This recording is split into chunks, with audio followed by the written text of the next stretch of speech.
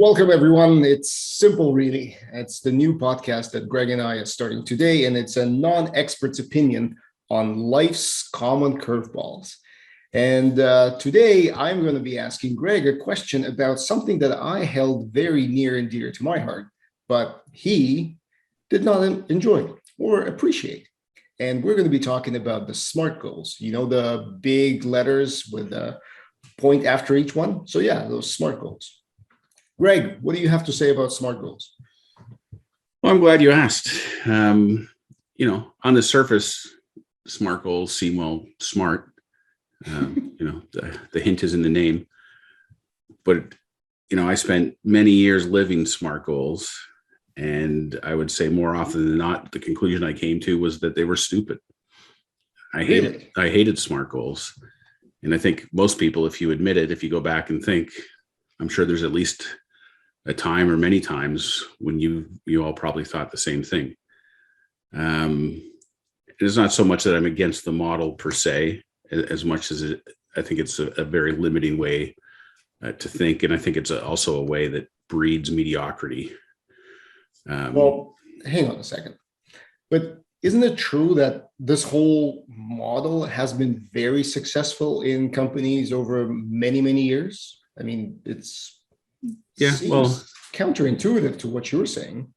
I would say that I suppose it all depends how you define success. Has it been, if success is that this is widely adopted and widely used, so the person who invented it could say it was a success because it's everyone's using it, I suppose so. But I would argue that there's many failed businesses out there who operated under SMART goals, and that didn't seem to save them. So, but I'll explain a little more in detail. So, I mean, for those who maybe aren't familiar, let's just start.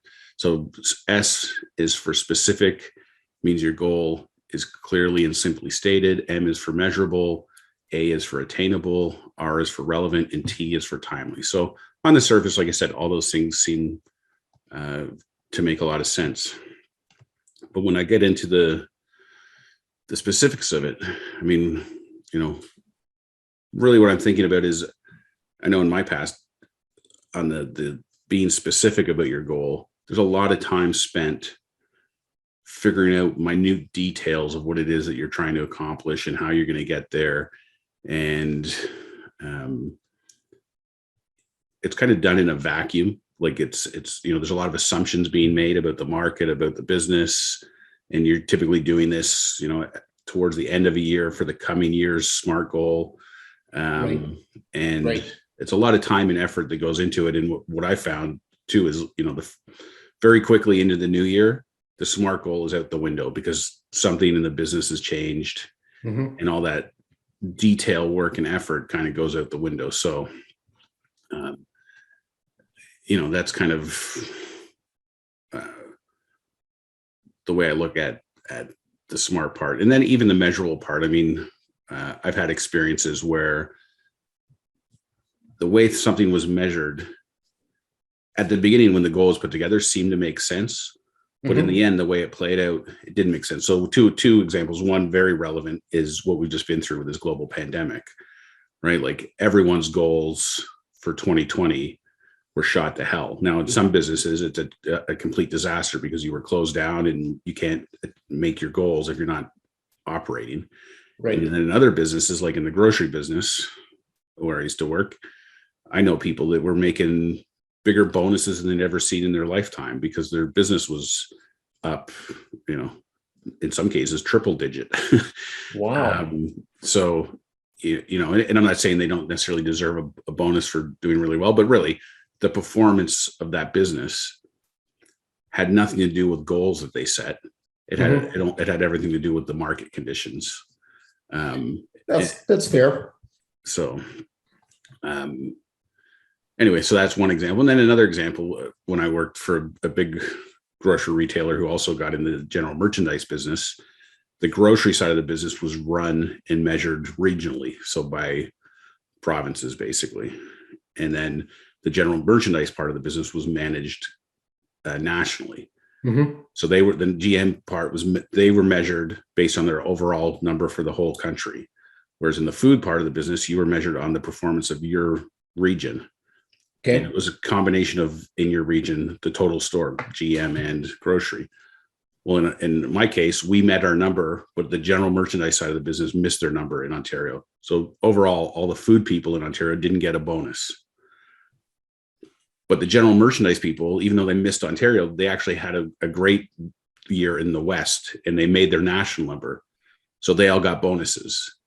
So they cost us our bonus, but they still got their bonus.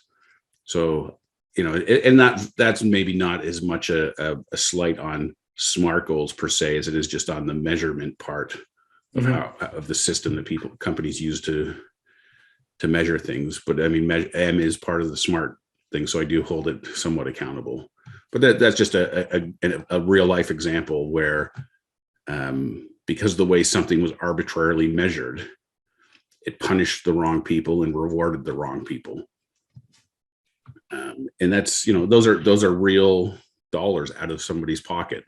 It's true. It No, I get affects it. the trajectory of their life, right? So I'm not bitter at all, but it certainly doesn't sound like you're bitter at all. no, those were the dark days. Many years have passed, and you still remember that vividly. Yeah, yeah, exactly. And then so that takes care of S and M, and then we move into A for attainable. And for me, this is where I think it starts coming off the rails a little bit, because I think, when you're setting when your goal is to create a goal that is attainable, you're not striving for anything. You're striving to attain it. So the human nature is to sandbag and to make it a soft target. Like I'm going to Just do going to say something. that. I'm going to do something that I know I can achieve, because why would I set myself up to be punished and miss my goal because I went for it. I went too big. Right. And this is where I think, when I commented earlier about companies who have adopted SMART goals have failed, is because I think they've set themselves up for failure by creating a culture of mediocrity by setting goals that have to be attainable. Okay. And I think in an ultra competitive market, you're not pushing, you're not rewarding people for taking risks. You're actually punishing them. So that's that part. And then, relevant and time bound, again, on the surface, they're fine. But again, like all the assumptions and things that you make about what the market conditions are going to be, a year out or whenever you're setting your goals, those things aren't accounted for. So, you might have new competitors come into the market. There might be global supply shortages. I know all kinds of stuff can go wrong. Yep. And send your goals into a tizzy. And basically, should people be punished because of things that are completely outside of their control? Probably not. Anyway, so that's kind of my thinking about the whole SMART model, is that it's very rigid. It breeds mediocrity. And I don't know, like I said, more often than not, when we get halfway through the year and you go like, these goals are stupid. Well, I have to say, I have to react, because for the longest time, I actually had a lot of admiration for SMART goals because it gave a framework.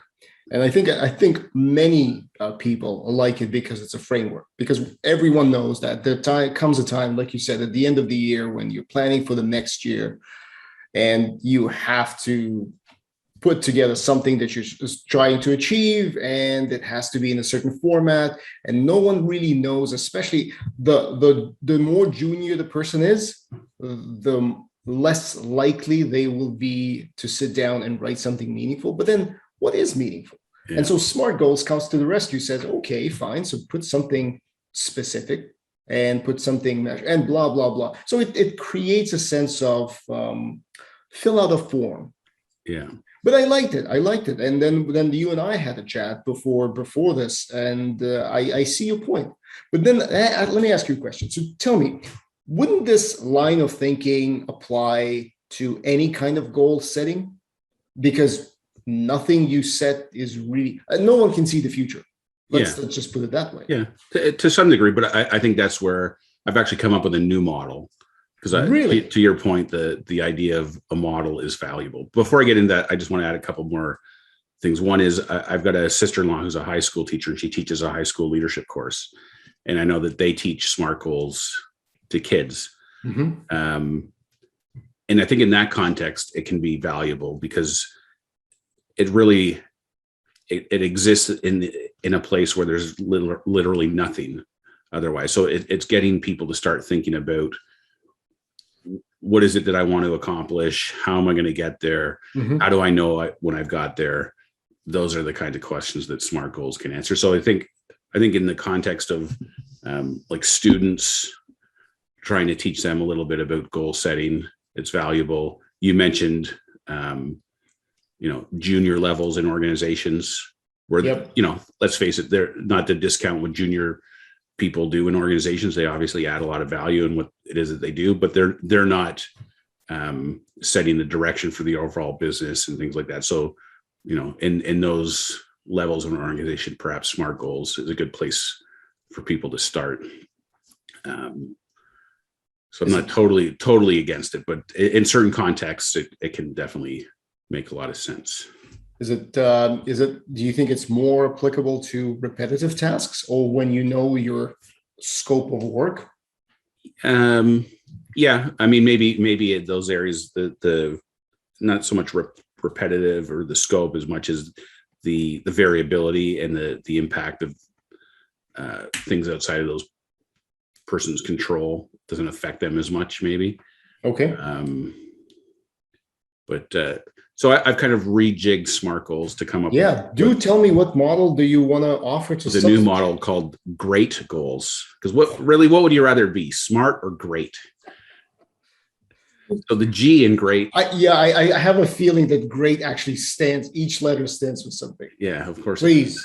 So G is for general. So instead of, it's kind of a little softer than being specific. It's in general, what is it you're trying to accomplish? So you're still defining where it is that you want to go, but you're not so hung up on the exact route you're going to take to get there. Okay. Then the R is for responsive. And this is kind of in answer to your question about, like, isn't the variability a given? So it is. So being responsive means you need to be able to adjust the goal as you go without being punished for it. People say, well, you go to your boss and go, well, I need to adjust my goal because, this has changed. It goes, well, you should have seen that coming. It was like, well, okay. And then, but this is actually rewarding you or encouraging you to be responsive when things change. And you're not bound by a documented goal just because it's written down somewhere. You're not held to it. As long as there's a reason to change it and modify it as you go, then that's actually encouraged. And that's related to the E, which is empowering. So giving your people the power to evaluate the situations and make decisions, encouraging them to take risks and reward the effort, not just the result. I think, like I said before, I think SMART goals punish risk takers and it stifles innovation. And that brings us to the A, which is achievement based. So rewarding the completion of milestones, not just focusing on the end result. There's lots of times when you execute your plan to perfection, you did everything you wanted to do when you wanted to do it, and it just didn't work because maybe it was a bad idea, or I don't know, things sometimes just don't work the way you want, but you did it. You did it all. You've seen it coming.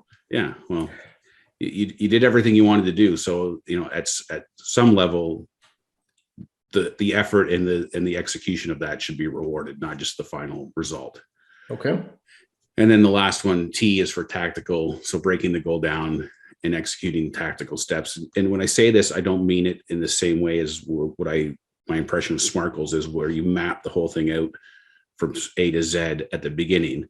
This is, you map it out, maybe the next one or two steps. And then as you go along, you map out the next steps and the next steps. And I think of this quote about driving in the fog. You can only see 20 feet in front of your car, but you can make the whole journey that way. So you don't need to see exactly how you're going to get to the end destination. You just need to know where am I going next and get there, and then now where do I go? So being very tactical that way and being comfortable with the ebbs and the flows of the process. So that's my new model, the great goals. Yeah. So great goals. Give it another go. Just the what do letters stand for? Sure. G, general. R, responsive. E, empowering. A, achievement based. T, tactical. Right. Let me ask you a question because I like it. I mean, haven't tried it. I've heard it from you right now. But let me ask you, how would you evaluate? So you come to the end of the fiscal year for a company and you sit down for all important end of year reviews. Yeah. Assumingly, if this is a company that prides itself on developing their employees, this is not the first time you're meeting your manager and you had those conversations throughout the year. Yeah. So you're sitting down, and how would you evaluate a person's achievement against great goals? Well, because we know how SMART goals are evaluated because they're supposed to be measurable. So in my experience in the past, I've seen a lot of other things get thrown out the window. Everyone focus on the measurable part, and it's essentially, did you achieve it? Did you not achieve it? And that's it. Yeah. Yeah. Well, I think the part of the G in terms of general is an overall qualitative like a figure that you're trying to achieve. So, in general, what are you trying to achieve? Well, I'm growing my sales by 5% or growing my customer base by X, whatever it is. So that's kind of captured in that. So that's the measurement that you're up against. But then you would, I think about it a little bit like the budgeting process, right? That I've been through many times, where you have your budget and then you have your LE, your latest estimate. Yeah. So you're in a tough market where you're not making your budget, you're constantly recalibrating to what the latest estimate is. Yep. So that, you're making decisions based on reality and not some bullshit number that everyone knows you're not going to make. And even in a hot market where you're blowing your budget out of the water, you still need a latest estimate that's over budget. Otherwise you're making bad decisions based on, again, numbers that are not reality. So that's the way I think of these goals. Is it's not write a goal at the beginning of a year and then evaluate it at the end of the year. This is an ongoing process. I think this is where a lot of businesses fail too in their approach, is that they don't have an ongoing coaching culture that has conversations. They do maybe a mid-year review and they do a final review, and in between they don't talk about their goals and things at all. Whereas, I've worked, when we both worked at Loyalty One, to me, that was probably the most amazing coaching culture that I've worked in, where it was encouraged to have regular meetings with your team, regular meetings with your boss, regular meetings with your boss's boss. Yep. And, there was an openness to feedback and an encouragement to adjust and adapt on the fly to respond to whatever's happening in the market. So that's, I don't see goals, whether it's SMART goals or great goals, as being static. I see them as being kind of living, breathing things that, you talk about and review and constantly tweak as you go along. Yeah, I can see how that becomes very uncomfortable for people who do not share the same opinion about the coaching culture, because I concur to what you've said, and I agree that this is the one, because it also seems to me, and you were talking about this when you were describing your disapproval of SMART goals, is the fact that every team and every department, especially in big companies, tend to go their own way. But I do recall that, yes, in Loyalty One, we had that situation where an objective would be set at the top and then cascaded down. Yeah. Then the next level down should take that objective and set whatever objectives that need that objective, and so forth and so forth. And that way it all kind of aligns, because if you just allow teams to do SMART goals on their own, you get somebody who gets a bonus and you get somebody who gets stuck with nothing. Yeah. Yeah.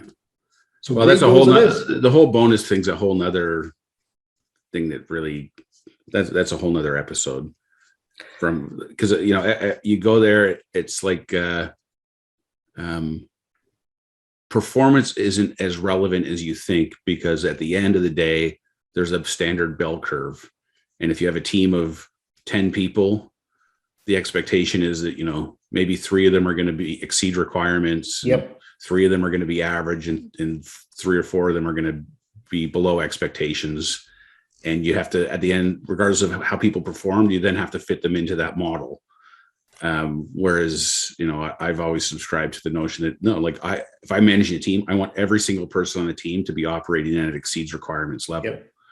That's what I'm striving for all year. And then you get to handing out bonus time, and there's not enough money to pay everyone as if they exceeded requirements, because there's this artificial bell curve model that's being employed. You have to. I mean, I hear what you're saying, and quite honestly, I do agree. Especially if it's a team.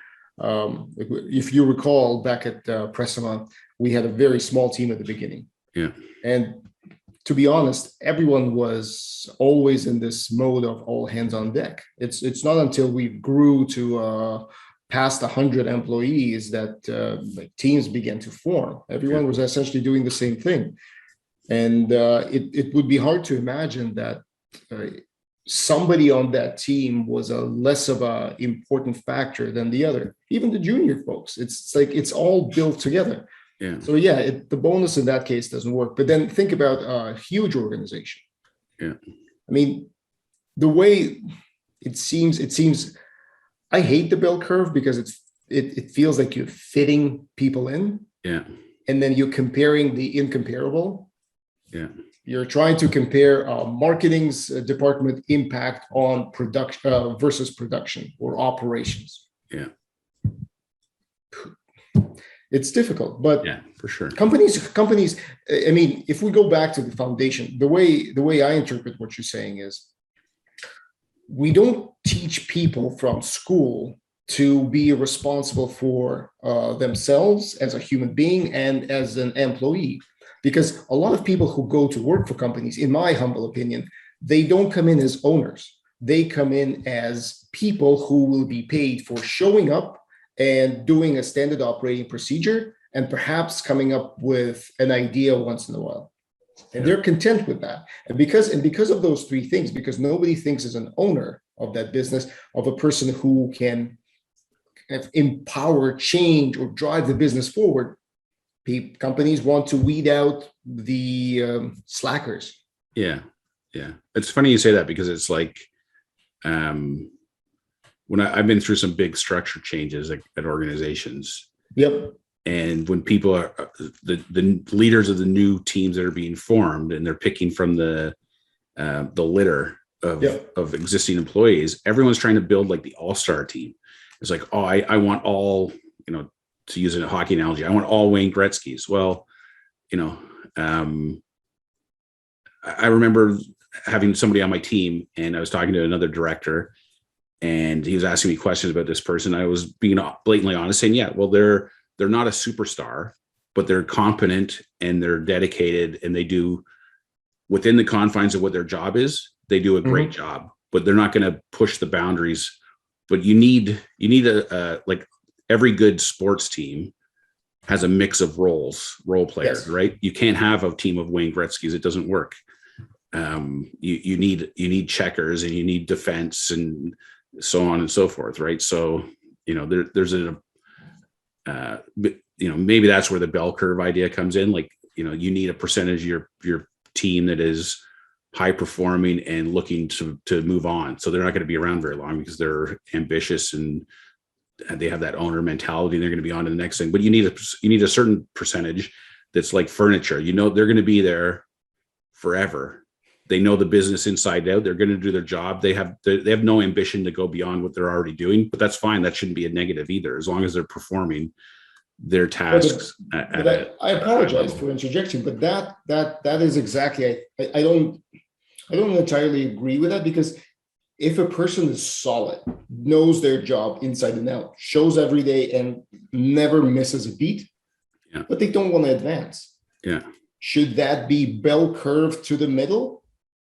Like, why would you not reward a consistency? Oh yeah, they should be rewarded for sure. Yeah, but that's what I'm saying. I mean, everyone loves if somebody gets a new account in a business. I mean, or a new client or something new that brings in additional revenue.